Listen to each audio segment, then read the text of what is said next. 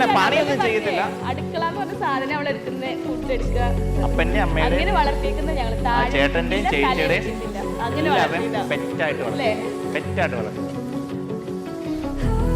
പക്ഷെ എന്തൊക്കെ പറഞ്ഞാലും 100% 100% ഗ്യാരണ്ടി നല്ലൊരു കൊച്ചാണ്.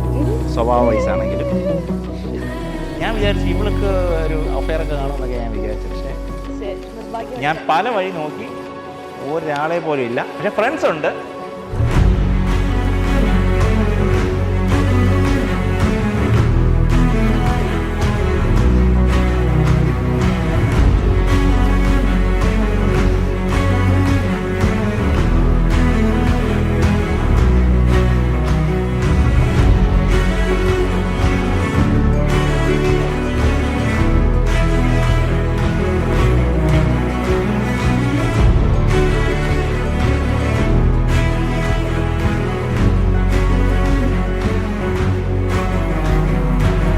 മാളൂസിനെ കിട്ടിയത് അടിപൊളിയായിരിക്കും. മേഡ് ഫോർ ഈച്ച് അതർ ആയിരിക്കും, ഉറപ്പായിരിക്കും.